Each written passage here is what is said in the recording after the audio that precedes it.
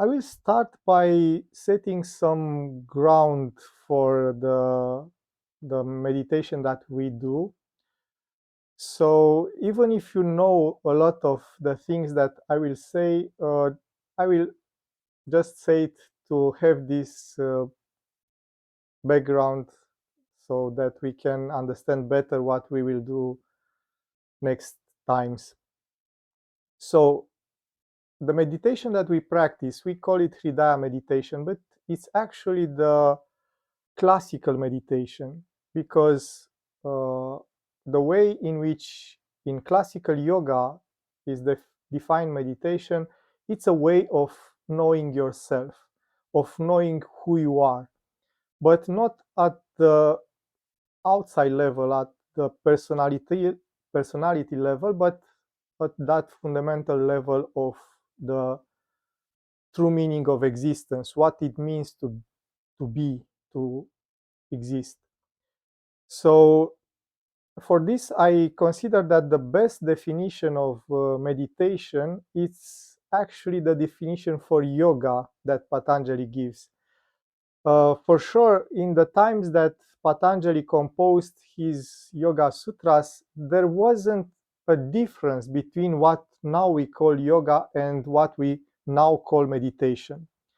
In that time, there was only this spiritual path to know your true self, your true nature, which is for sure in that time was that you are divine, you are uh, divine consciousness. So when Patanjali starts his Yoga Sutras, he actually defines this path to self knowledge that we now call meditation. Now, what we understand from the word yoga, for example, it's hatha yoga. It's just do asanas and pranayamas and such. But then yoga, in the definition of Patanjali, means cessation of the agitation of the mind. It's not quite just agitation of the mind. He used the term vritti, which means to go in circles. You know, so you know how the mind goes. You start with something, then you go to something else, then to something else, but then in the end you came from you started. I think I gave you this example.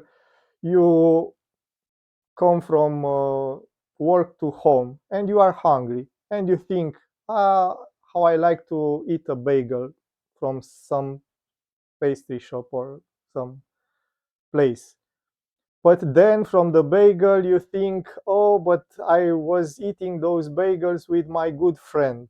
Oh, how is my good friend doing? And so on and so on. But then you remember, oh, but I'm hungry. What should I eat? Maybe it's not good to eat the bagel. Maybe it's good to wait to come home. And then another story connected with the going home, what is in the freeze, what can I eat? But then you go back to, but I am hungry now. Oh, look, it's I don't know, bol de caco because you are from Madeira. Oh, so you see, this is the circles that minds goes, but the central point was I am hungry.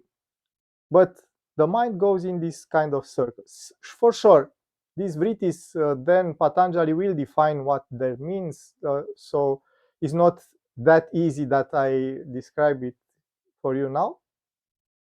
But to keep the things easy, imagine like this. Mind goes always in circles. Sometimes there are small circles, sometimes there are big circles, and this is called vritti or agitation.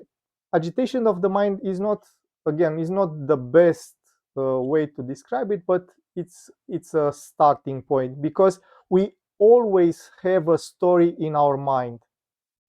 Yes, uh, this kind of story can be about what is in front of us, but can be what is in the future, what is in the past, what's in my dreams, what's in my memories, what's in so on and so forth, what I imagine, what I want to do. And because Patanjali then defines the vrittis in these terms: is direct knowledge, false knowledge, imagination, sleep, and memory. But going back to the definition, so he said the yoga means stopping cessation of these vrittis, of these stories of the mind. And for a lot of people, this is the definition. Yeah, the definition of yoga: cessation, stopping the agitation of the mind. But actually, the whole definition is uh, in the next sutras. Patanjali said, then, so when the mind stops, when this, not the mind, but these stories of the mind stops, then the ones who sees, the seer, so the subject, uh, rest in his true nature. So when the mind stops, we are who you are who you really are. So this is the definition. Yoga means the stopping of the mind, then you are who you truly are. Otherwise, if you don't do this, you identify with the stories of the mind. So this is the way the Patanjali defines yoga, which you see is a very, very good definition of meditation. Stop the mind, see who you really are. And if you are looking of all the meditation techniques, regardless of the spiritual background or the tradition, they can really be simplified by this two-step process. Stop the stories of the mind, stop the thoughts and agitation of the mind, see who you really are. It's quite quite that simple in words. It's not that simple in doing so. Um,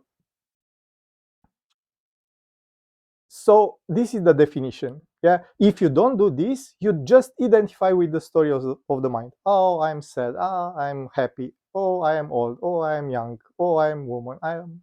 So these are just the stories of the mind. Identification with something exterior. When you say I am Sebastian, for example, you first state that you exist, I am, but then follows something. I am something. So before you are something, you just are. So meditation, what wants to do? Remove that something, see what it means to be. And for sure, then Patanjali defines these vrittis, and he says like this: the vrittis are of five kinds, five types of vrittis: Krishta and Akrishta. In Sanskrit, Krishta and Akrishta. What this means? Krishta, which generates suffering; Akrishta, which help us to remove suffering. So for Patanjali, the thoughts are not the enemies, so you don't have to fight with them, because you can use them to get rid of suffering. But for sure, if you just lose, or you just forget about you, who you are, then they get you to suffer. So going back to the definition, yes, yoga means stopping the vrittis, the movements of the mind. There are two kinds of approach to this. One is just remain like a witness, just witnessing what is happening in the here and in the now.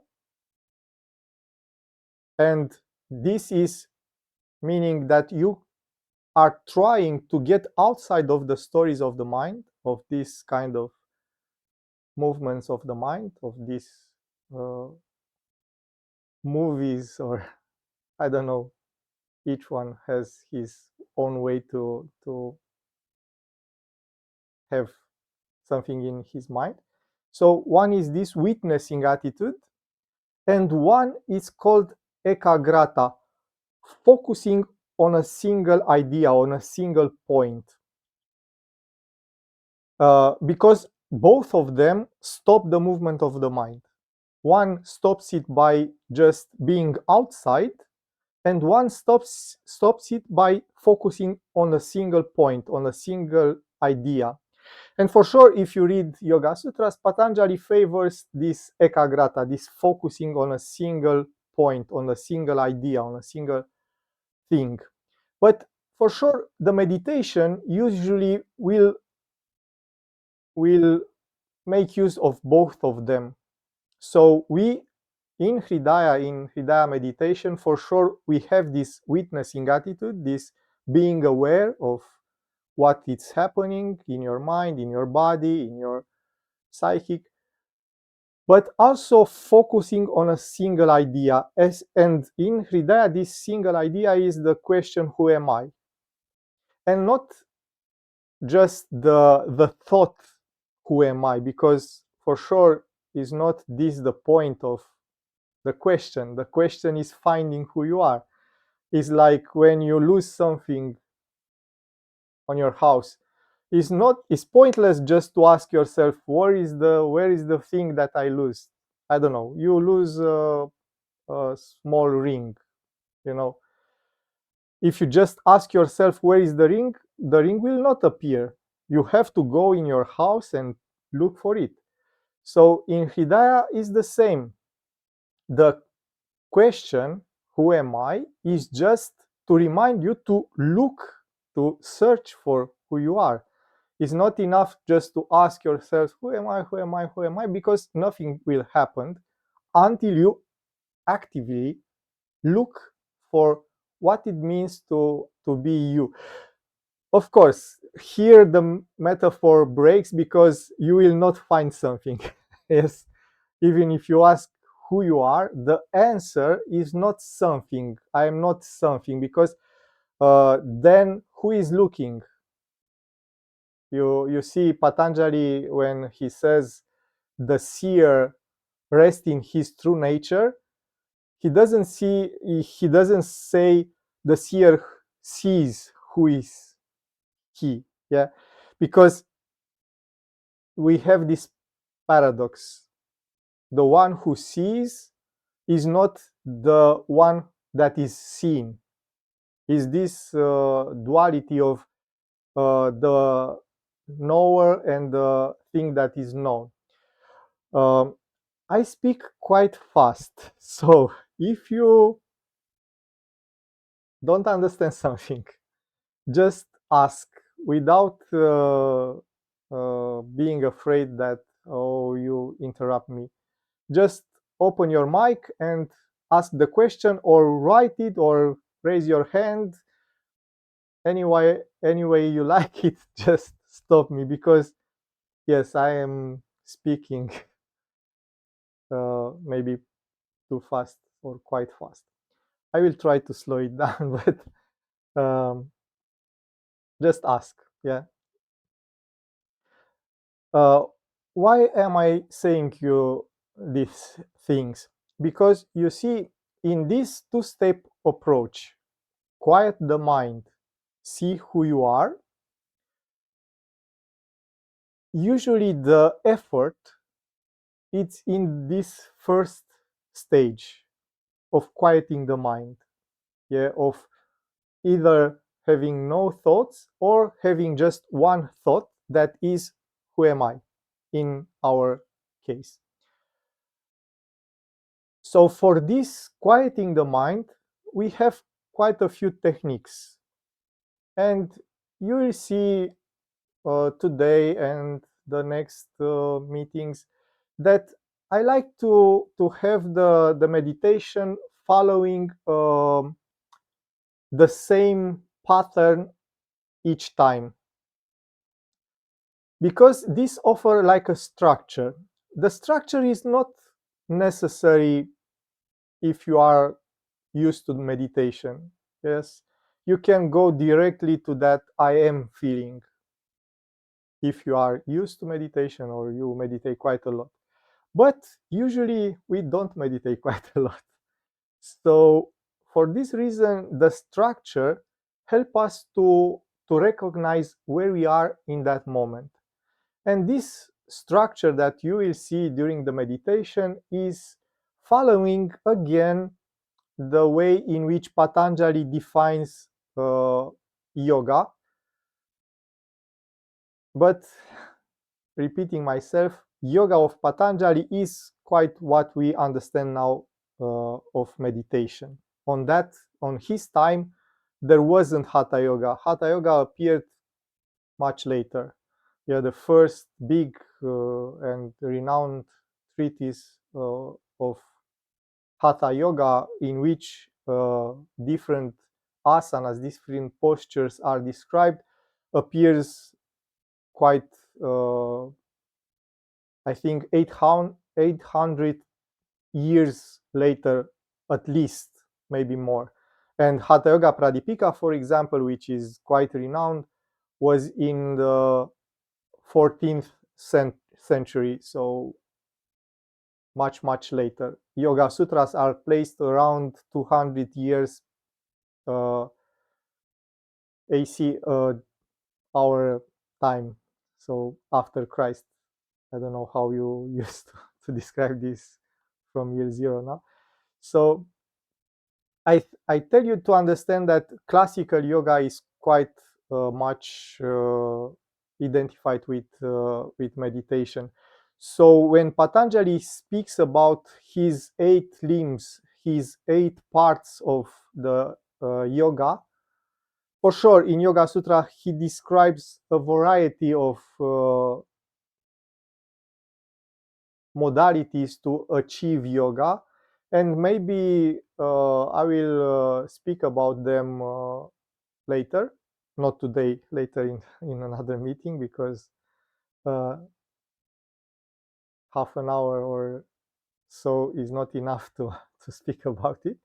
But to understand this structure of meditation that we follow, I will resume quite fast these 8 limbs of yoga, which is quite renowned. A lot of people knows about them.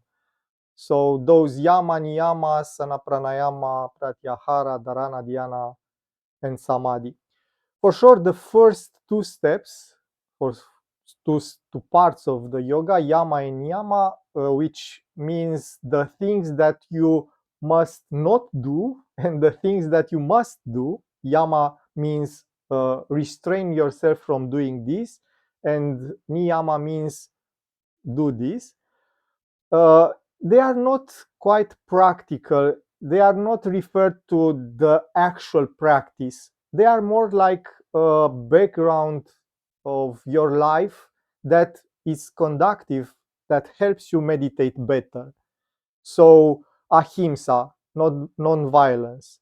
For sure, if you are a calm person and quiet person, it's much easier than if you are an angry person that you are always raging about something or someone. Uh, and the same, satya, if you respect always telling the truth, you are much less things to worry about.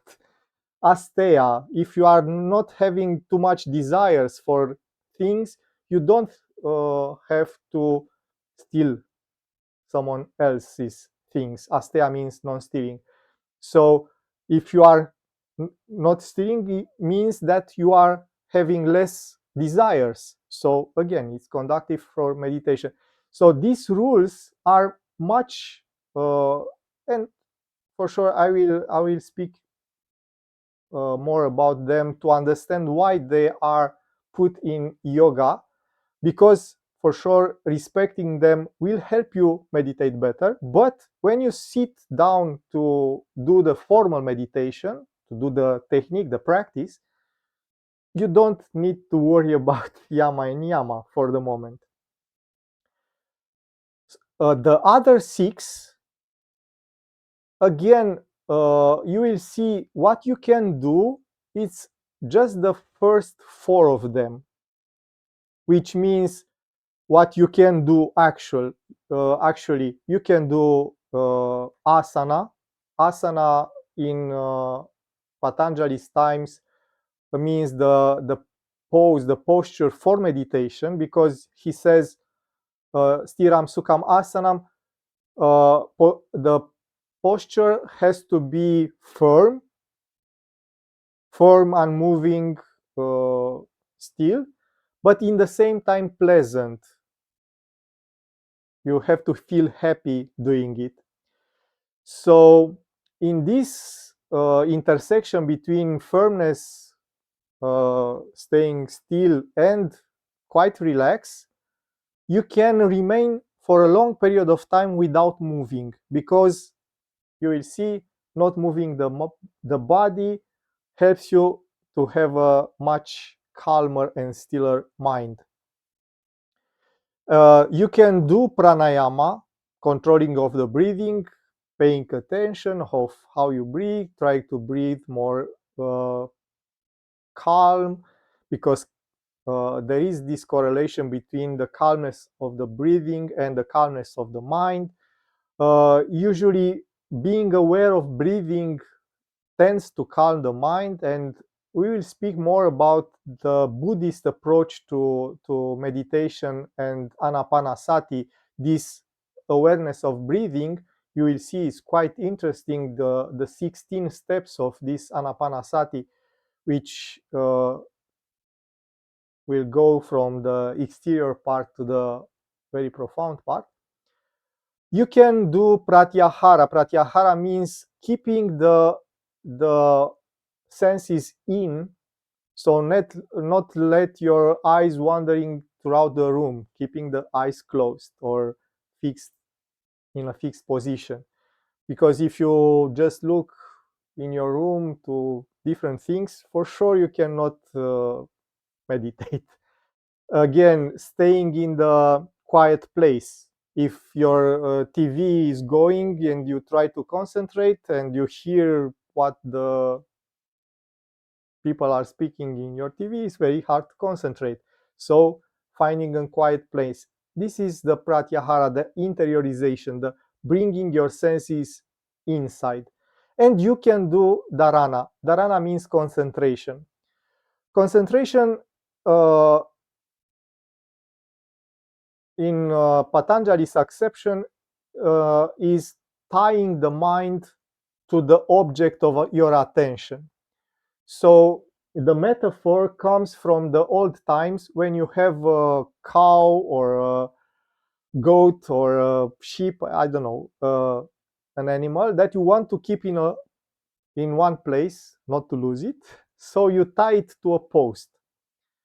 And your cow or sheep or goat cannot go much more from the post that is the length of the rope that is tied to. So the mind, when it's tied to an object, can go circles around the object, but don't go too far from the object of his attention. What this means, to simplify, your mind wanders, you bring it back. So this is the concentration. Your mind go elsewhere, you bring it back to what you do. And this part of the yoga you can do. So you can sit in a comfortable position and a suitable position for meditation. You can regulate your breathing. You can keep your senses inside by keeping your eyes closed, by staying in a quiet environment without smelly things, without other distraction, warm enough, not too chilly, not too hot, and you can concentrate. Then meditation and samadhi, ecstasy, you cannot control. So for sure we saying I am meditating, but usually when you say I am meditating, you understand by these two kind of things. The most common one that every people are usually doing is that I perform a technique, a method that can help me get to meditate. Or if you are a good meditator, the other sense when you say I'm meditating, I am in a state of meditation. And for sure, sometimes we cannot get the difference between the two, the method and the experience of meditation. Because we are used to this mechanical way of thinking, we are believing that just applying the method, the result is guaranteed. You always meditate. But I think if you ever meditate, you saw that it's not always guaranteed. Sometimes yes, sometimes no, and samadhi is even more difficult to attain. So the way that Patanjali defines meditation is that the mind flows towards the object of the attention. So what this means is that you can, in that point, you don't do anything. Disappears the effort. So let's take an example that it's more easy to understand the difference between concentration, meditation, and samadhi. I don't have an object. Oh, I have my phone. So let's say I meditate on my phone. It's not an usual object of meditation, but let's say that I want to meditate on the phone, on the object. Yes. So at first, I just look at the phone and I try to keep my mind on this object. For sure, phone in my mind is just a category. Yeah, it can be an Android, it can be an iPhone, it can be a Nokia, it can be anything. But this object that I call a phone, it's an object of my attention. So the meditation or the goal of meditation is to discover what these phones means, what is his reality beyond the concept of this is a phone. What is the reality of this object? Yes. So I start to look at him, but for sure my mind we will start to make up stories. Oh, this is my phone, I get it some times ago. He was with me when I was to Madeira or something. So some stories, but they are related to this object. Yes. And for sure my mind will tend to wander uh, away from the phone. So, Madeira, oh, such a good time was there when I was with you. And I forget about the phone, yes? But then I remember, oh, just a minute, I was meditating on the phone. And I start again to think about this phone, what it means to be a phone. Yeah. And I continue to look at it and look at it and look at it. And my mind will maybe wander again, but again I will bring it back, wander again, I will bring it back, wander again, I will bring it back. The meditation starts at some point where my mind becomes like fascinated by this object. It's like I cannot think about anything else. And it's not quite right to think to say that I cannot think, because it's like thinking slowly disappears. And it's just this knowing of the object, this direct relationship with this object. You see, there in the background are some yantras. There are some very good objects to concentrate, to meditate upon them. Or yes, this mandala in the back. Because at first you can look at them and some thoughts arrive. What is the meaning of this picture? What is the meaning of? But then at some point there is just this reality of this object, and you start to have like an intimate relationship with that object. Your mind, sahaja, tends to say that your mind fall in love with that object, is that you cannot take your eyes from that object. So this is the moment when meditation starts. Until then, when you try to make an effort and when you ask yourself question about that object just to keep your mind on him, you are not meditating, you are just concentrating.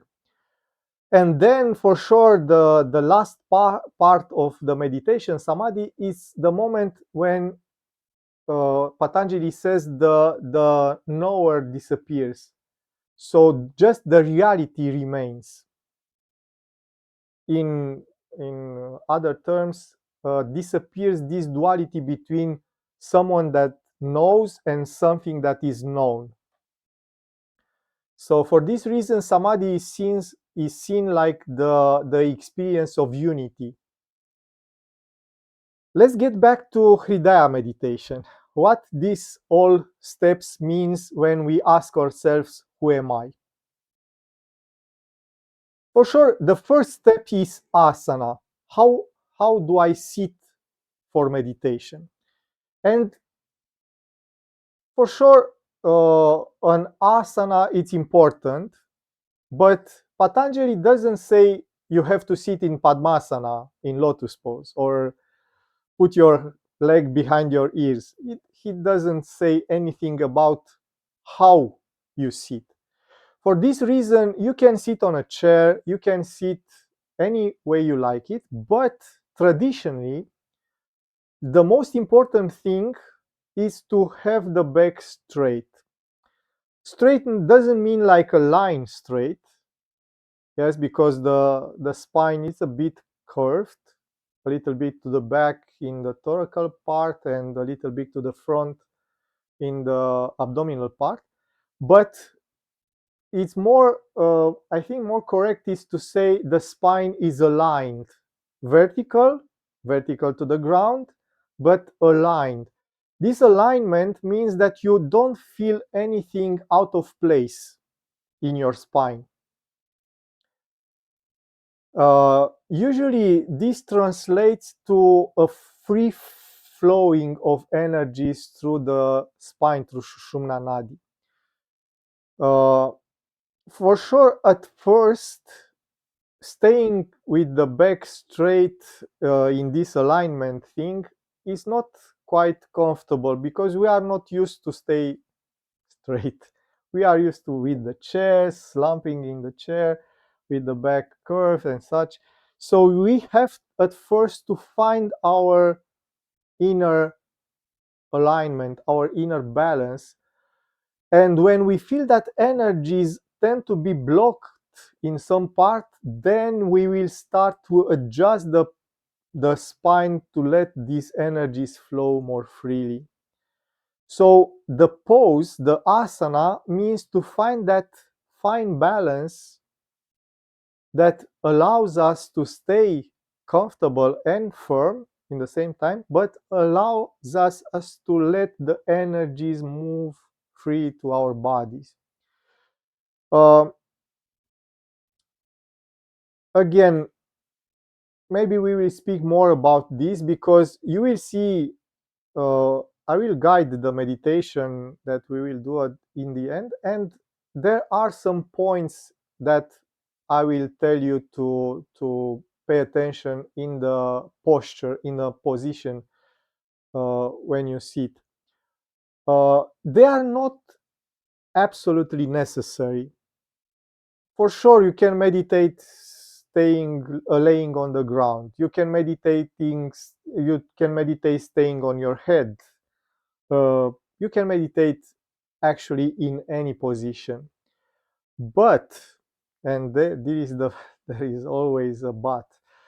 Uh, the problem is that our mind associates different position with different states of mind. So when you are angry, you are tending to be. When you are happy, you are in another way. When you are worried, you are. So sure, I am exaggerating a bit, but you get the idea that our mind is used to have some kind of thinking associated with some kind of sitting of position. And if you observe your life, you will see that you don't have too many positions in which you sit. When you stay on your chair, you stay in a few positions with the leg crossed or not crossed, again and again. It's just a few positions. And if you are aware more, you will see if someone triggers me and upsets me, I will go to that position. If someone uh, makes me joyful, I will go to that position. If I am frustrated by something, I will go to that position, and so on and so forth. So, for this reason, it's best to have for the mind something that is associated with meditation. When I sit like this, I'm meditating. It's easier for the mind to have this kind of structure. When you sit in the meditation pose that you choose, then your mind will think again, now I will meditate. This is one reason to have a position specific for meditation. And then there are different parts of the body that have to sit in a way that it's helping our mind to meditate. So for sure, if I want to have a clear and calm mind, I will not sit like this. Yeah, because this for my mind this means I have some problems, I have some worries. So it's better to have our chest a little bit open with the shoulders a little to the back. Then it's best to not feel any contraction, any tension in my body. So if I feel that I am sitting too stretched with the shoulders too much to the back, then I just relax, and so and so on and so forth. I will describe you again. We don't have the time to tell you all the things in one sitting, but to understand that each thing that I will mention at the start of the meditation regarding the posture will help you uh, to meditate a little bit easier. Again, it's not foolproof. So it's not that if I sit right, I will meditate right away. But sitting right will help us getting a little bit easier to the meditation part. Yes. And all the things that we do are in this way. Is not that they guarantee that we will meditate, but will help us meditate a little bit easier. And you will see that each spiritual tradition that use meditation has his own uh, things regarding how to sit. Yeah, even in Christianity, where we don't have actual meditation, but we have prayer, and we tend to pray like this. And in Catholic churches, we have those pews in which you stay on your knees to pray. So even if we are not talking about classical meditation, we see that there is some specific poses that are associated with meditation. Then the breathing. Again, we will have a meeting dedicated to this awareness of, actually quite a few meetings dedicating to this awareness of the breathing, because it's a vast subject. It's used again and again to regulate the mind. Again, if we refer to Christianity, even if it's not a meditative tradition per se, they have this prayer of the heart, prayer of Jesus, where they use the breathing rhythm to say the prayer. So even there, we have this association with the breathing, that because the regulating of the breathing help us regulate the mind. So we will use this awareness. We will not control the breathing in meditation quite a lot, but we will use the awareness to be attentive of your breathing, to first calm the mind, and then get the mind to the chest area, to that uh, place in the middle of the chest, a little to the right, the thing that we say in Hridaya. Because this part, this chest area, is like a gate to that inner reality. So when I say I tend to point to the middle of the chest with my hand. Yes, I don't say I usually.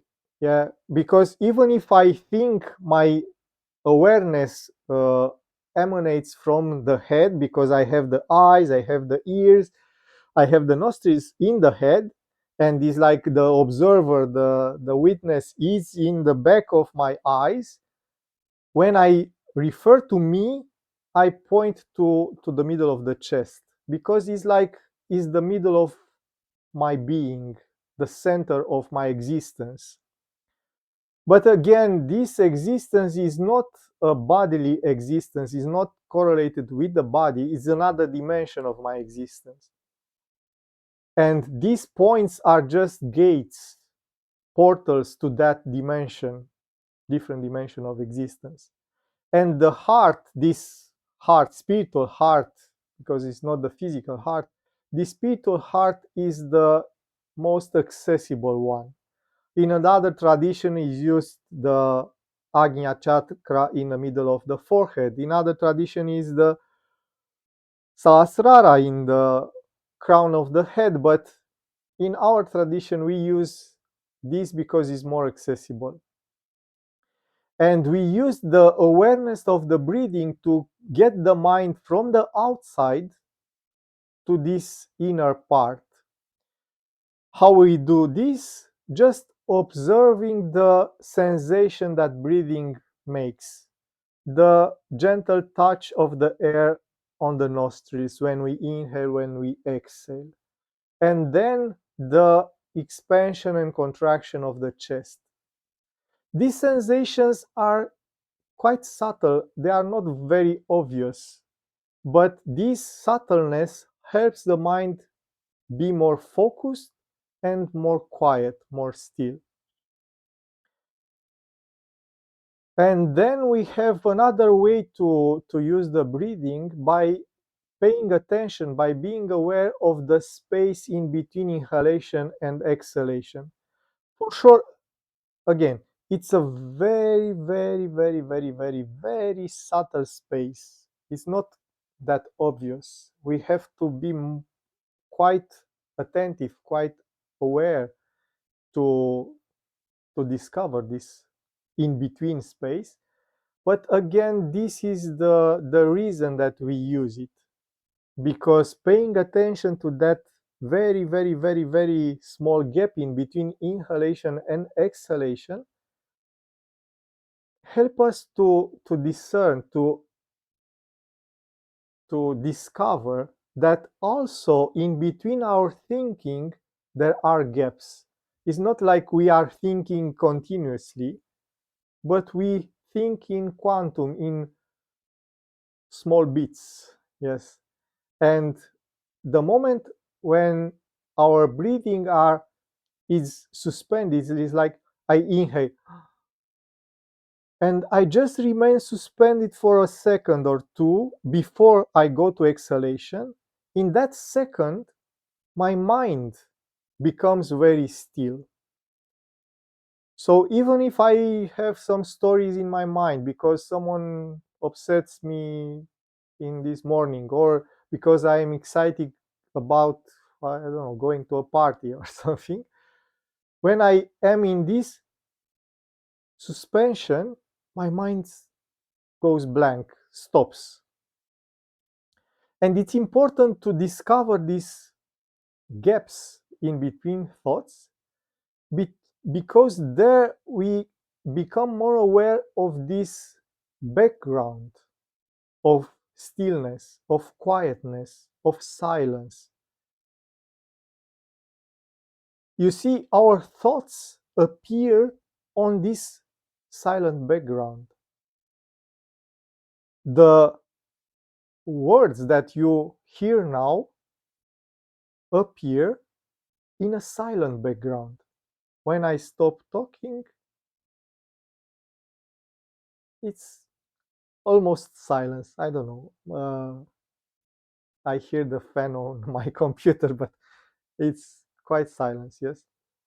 So everything that appears in our awareness, in our consciousness, appears on this background of quietness, of this background of silence.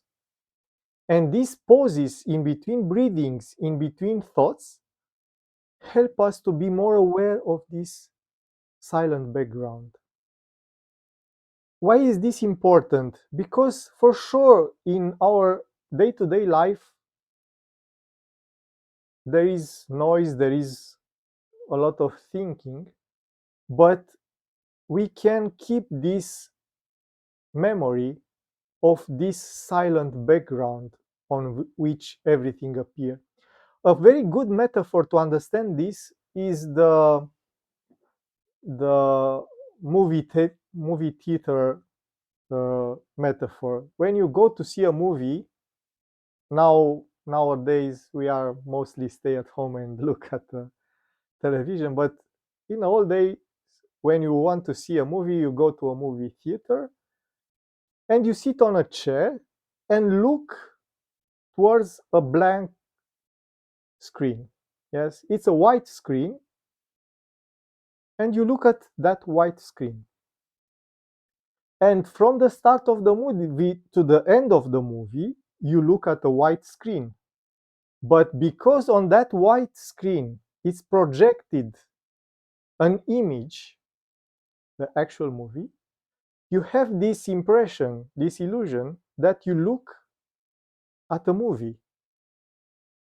Yes, even though what you actually looking at, it's a blank white screen. And more than this, because the movie is quite enchanting and interesting, you forget that you are in a movie theater. You are so uh, fascinated by the happenings in that movie that you almost forget, if the movie is good, of course, you almost forget that you are in a movie theater. Imagine that the stories of your mind are projected on the screen of your consciousness. And because the stories that your mind tells you are so fascinating, because it's your life story, you forget that actually they are projected on this inner consciousness, which is quite white and doesn't have all these dramas. In tradition, this consciousness is called Sat Chitananda, existence, consciousness, bliss. So it's not like the white screen on the movie theater in our metaphor, because this consciousness is quite alive, quite full of life. But you forget about it because of these stories that your mind tells you. And these stories make you cry, make you laugh, make you worry, make you joyful, and such. But the background is this Satchitananda, is this consciousness and bliss.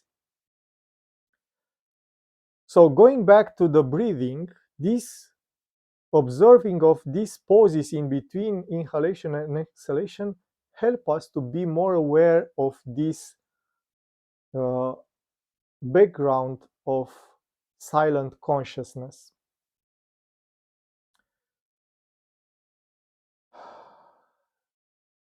Time flies. Um,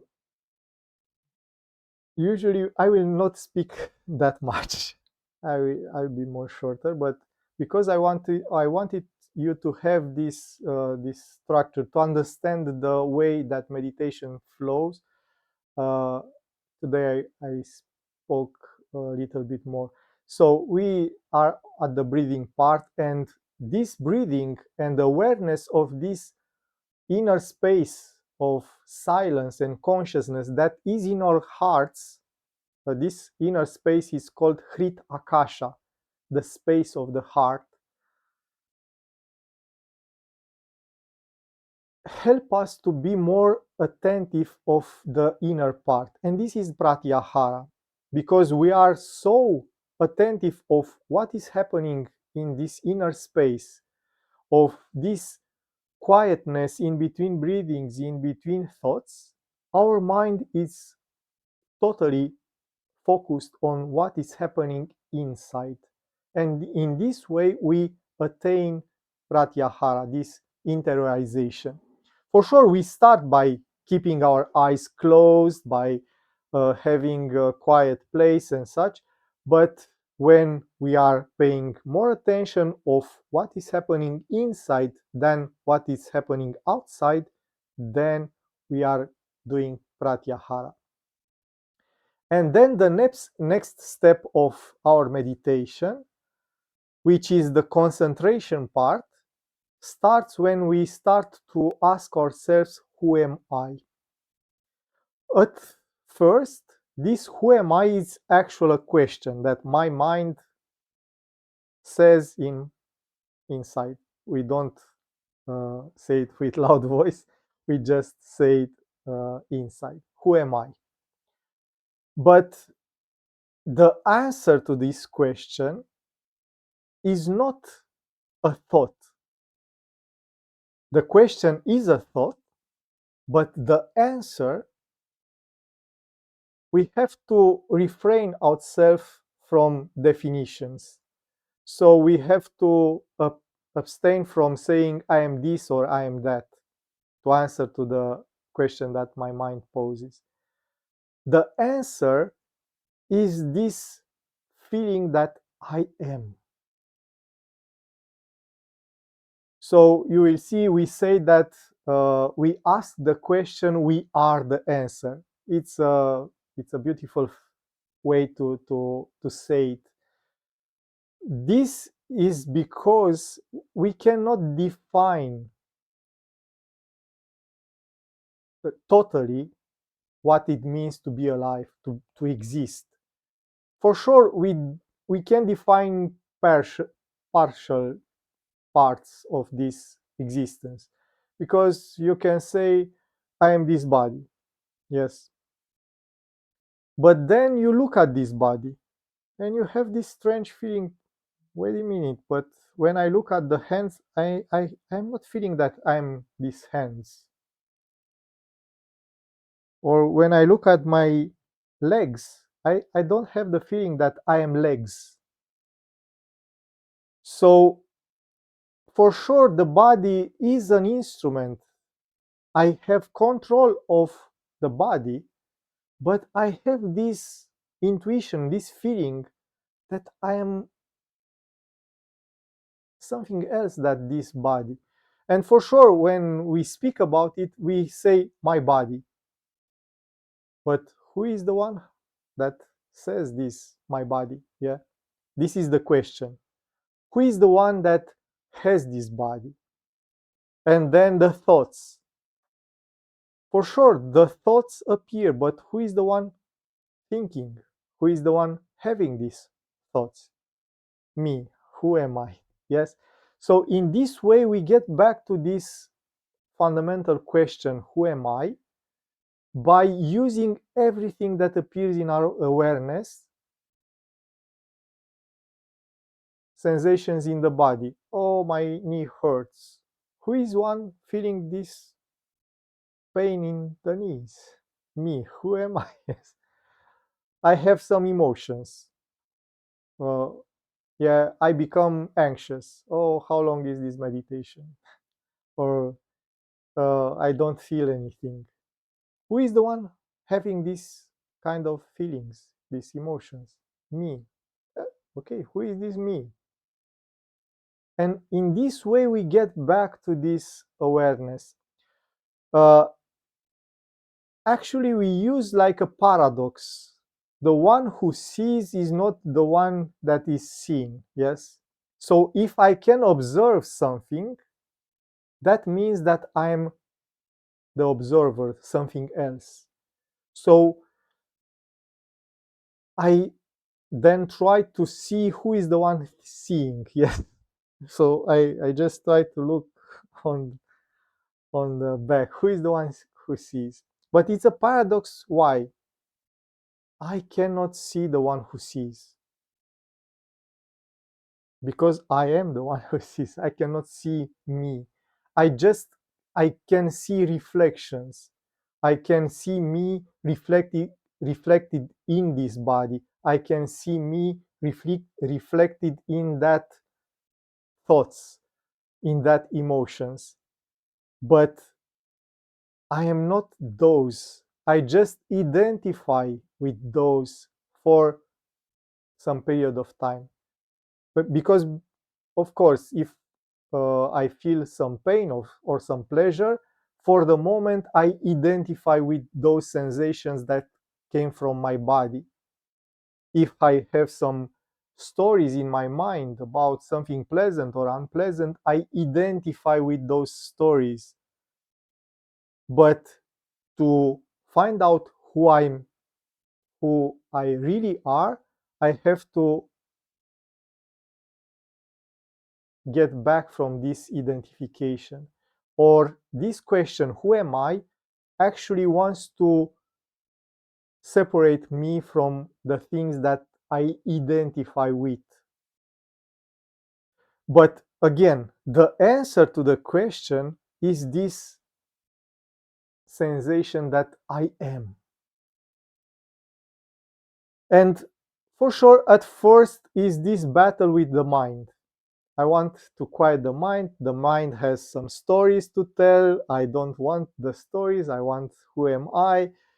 And there is a bit of battle, but I have to persevere. Using the question, who am I persevere. Focusing on this I am feeling that answer to the question. Focusing on the sensation that I exist, I am. So the concentration part, of course, at first is asking the question, who am I? Then becomes focusing on this I am feeling. Yes, this is the concentration part. Mind will tend to wander, to uh, escape in stories. I get back to this I am feeling. Wanders, get back, wanders, get back. At some point,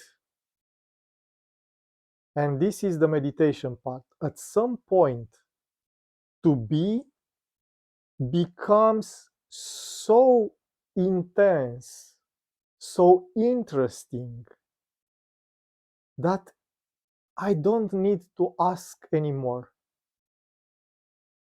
I just surrender to this I am feeling. This I am feeling can manifest in various ways.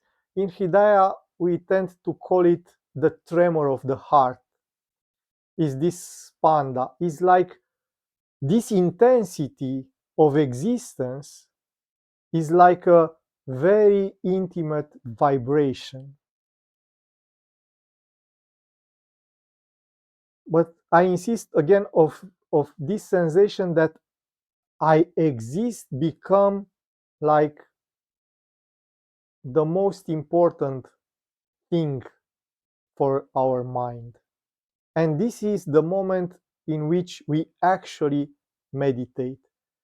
When we don't have to ask anymore, who am I? Because this I am feeling is so intense and obvious that our mind cannot go anywhere else. And then, for sure, samadhi in this means when this I am feeling becomes universal, become the whole cosmos, the whole universe. There is no I, just am in this equation, yes? Because for sure, when we still feel that we are, is like we are something still. We are still separate. But then this awareness, this consciousness expands to infinite, become limitless. So that is samadhi. At first, we are glad and we are happy if just for some short moment we we surrender ourselves to that just being. We call it being without being someone or something, just being. Yes. But it's an act of surrender. Until that moment, we are making some efforts to keep the mind focused, to keep the mind there. But then we just, I am, without saying the words. Yes, just being. So, very shortly, very, very fastly, this is the process.